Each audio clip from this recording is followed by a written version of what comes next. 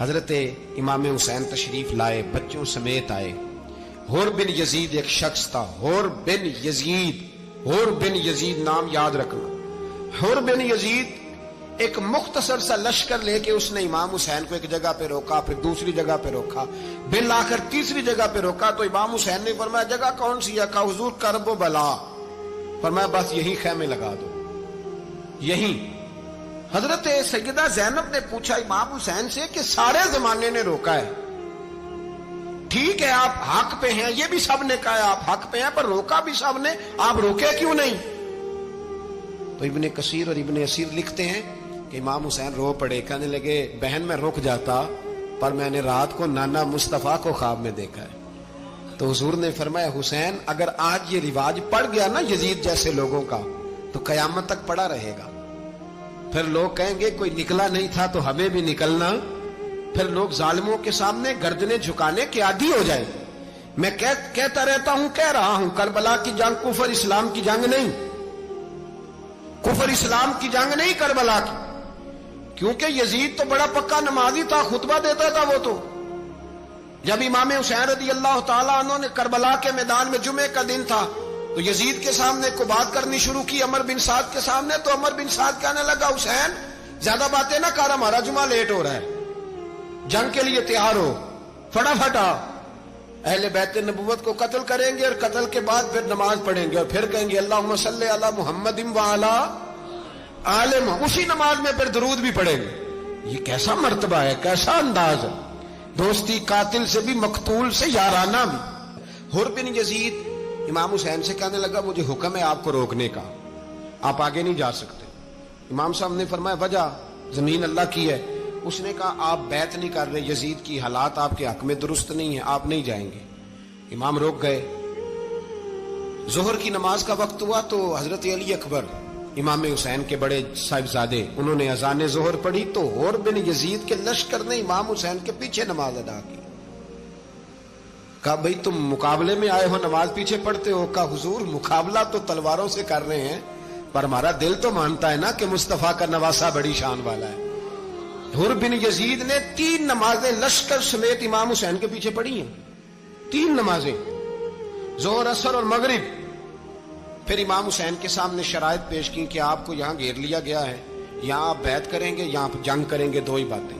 امام حسین نے فرمایا نہیں بھائی بیعت تو میں نہیں کرتا، اس کے علاوہ تم جو کہتے ہو میں کرنے کو تیار ہوں۔ اس نے خط لکھا، عبید اللہ ابن زیاد کو ایک بندہ دوڑایا پیچھے، کوفے چند میل پہ کوفہ تھا، کہا وہ نہیں مان رہے، کیا کرنا ہے؟ تو حسین ابن علی ہے، میں زیادہ دیر انہیں روک بھی نہیں سکتا۔ انہوں نے پیغام دیا حور بن یزید کو کہ کرنا کچھ بھی نہیں، ان کا پانی بند کر دو، بلیک میل کرو، کھانا پانی نہیں ملے گا، چھوٹے چھوٹے بچے ہیں، خود ہی مان جائیں گے۔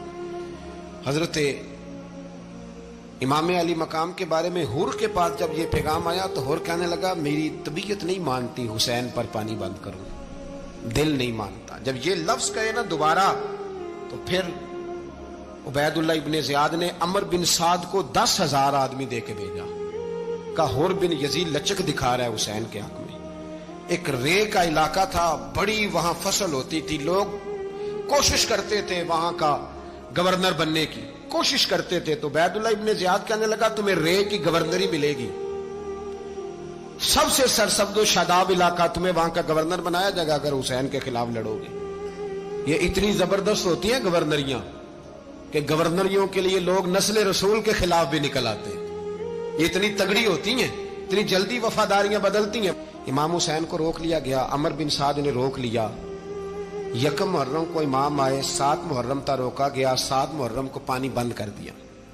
جانور پانی پیتے تھے، گھوڑے پیتے تھے، کتے پیتے تھے، لیکن مصطفیٰ کے گھرانے کو پانی پینے کی اجازت، 3 دن تک پانی بند رہا۔ 9 محرم کو عمر بن سعد نے اور لوگ بلائے۔ شمر ایک بڑا سخت آدمی تھا، سنگ دل بدبخت، جس نے حضرت علی اصغر کے گلے پر تیر مارا تھا، وہ اور لشکر لے کے آیا۔ رات کو کہنے لگا امام حسین رضی اللہ تعالیٰ عنہ سے کہ بس بڑا ہو گیا، یہ 9-10 محرم کی درمیانی رات، یا آپ جنگ کریں گے یا آپ بیعت کریں گے، 2 ہی باتیں۔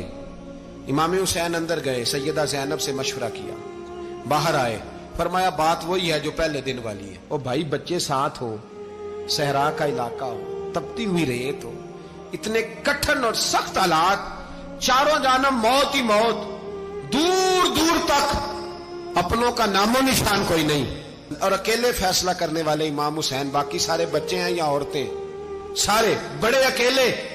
इमाम हुसैन रज़ी अल्लाह ताला अन्हु ने फरमाया, भाई बैत तो मैं नहीं करता, बाकी जो तुम्हारा प्रोग्राम है। शिमर और इब्ने साद कहने लगे फिर जंग के लिए तैयार हो जाएं। क्या अंदाज है इमाम हुसैन का। फरमाने लगे कल जंग करूंगा, मुझे पता तो है जंग का नतीजा क्या निकलना है, एक रात मुझे दे दो ताकि मैं खुल के अपने रब की इबादत तो कर लूं।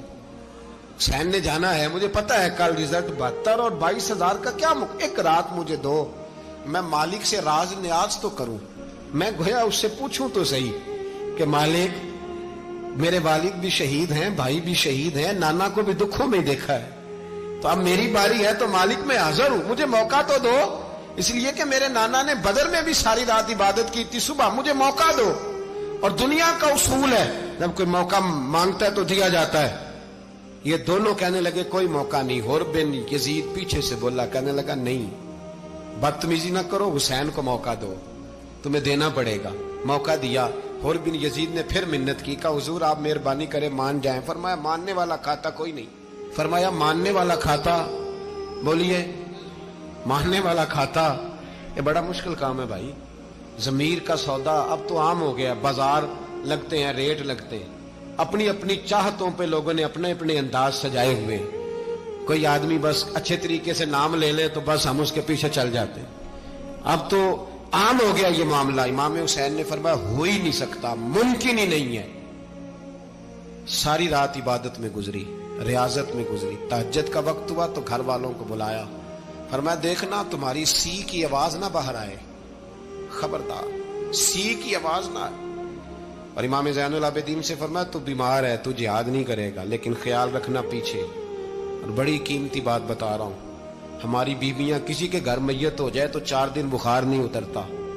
इमाम अली मकाम ने सैयदा ज़ैनब से फरमाया तू बड़ी है, मेरी बहन है, पीछे सारे बच्चे हैं, जवान हैं, इनके हौसले तेरी जिम्मेदारी हैं। सुबह जंग का तबल बजने लगा, फजर की नमाज पढ़ी, सूरज चढ़ा, 10 मुहर्रम का दिन, जुमे का वक्त। जनाब सैयदना इमाम हुसैन रज़ी अल्लाह ताला अन्हु ने रेत पर सजदे किए, लंबे सजदे, लंबी नमाज। सूरत शम्स की आयात दूसरी रकत में पढ़ी तो सारा करबला गूंजने लगा। क्या अंदाज़े तकल्लुम था इमाम अली मकाम का। नमाज मुकम्मल हुई तो हुर बिन यजीद, अमर बिन साद और शीमर से कहने लगे वाकई हुसैन से लड़ोगे, पता नहीं कौन है। कुल्ला असालुकुम अलैहि अजरन, तुमने नहीं पढ़ा, इल्लल मवद्दत फिल कुर्बा, तुम्हारी आंखें बंद है। अल हसन वल हुसैन सय्यदु शबाब अहले जन्नह, तुम्हें नहीं पता। कहने लगा चुप कर, हुकूमत नजर आ रही है। और बिन यजीद कहने लगे फिर मेरा भी फैसला सुनो, मुझे हुकूमत नहीं चाहिए, मुझे जन्नत चाहिए, हुकूमत नहीं चाहिए। इमाम हुसैन की पहली फतह देखें, और बिन यजीद एड़ी लगा के ना यजीद के लश्कर से निकल के इमाम हुसैन के लश्कर में शामिल हो गया। और पहला शख्स जिसने इमाम हुसैन को रोका, इमाम हुसैन के नाम पर पहला सर भी इसी शख्स ने कटाया है। लेकिन यजीद की कब्र पे लानत भी कोई नहीं बरसाता, उसका महल था बहुत बड़ा। लेकिन जब लोग करबला में इमाम हुसैन को सलाम करने जाते हैं तो कदमों में हुर बिन यजीद का मजार भी बना हुआ है, उसको भी सलामी दी जाती है। और अब हम अकेला हुर बिन यजीद नहीं कहते, हम कहते हैं हुर बिन यजीद रदी अल्लाह ताला। अब हम इतनी ताजीम करते हैं उस हुर की। जनाबे इमाम हुसैन को मैदान में खड़ा किया गया, जिहाद का तबल बजा, पहले खुद्दाम आए। और सुन लो, आज वो पता नहीं बाजारी से लोग चढ़ गए स्टेजों पे, बाजारी से, ना चेहरे पे दाढ़ी है, ना सर पे कोई कपड़ा है, बाजारी लोग हैं, भाग रहे हैं, बाजू चढ़ाए हुए हैं, बटन खोले हुए हैं, तमाशा बना दिया। सुनने वालों का भी अल्लाह ही हाफिज है। वो स्टेज पे ये अहले बैत की शान बयान करता है, भाग के उधर जाता है, ये कोई तरीका है। सुनने वालों का भी अजीब अंदाज है, हर बंदे को सुनने बैठ जाते हैं। दीन मुहज्जब है, तहजीब वाला है, दलाइल रखता है, दीन वकार रखता है, ऐसे लोग अब दीन बयान करेंगे। हजरत सैयदना इमाम हुसैन रज़ी अल्लाह ताला अन्हु सुबह जब जिहाद का वक्त आया, पता है कौन कौन थे करबला में? امام حسین کے ساتھ امام حسین کے 4 بھائی تھے کربلا میں.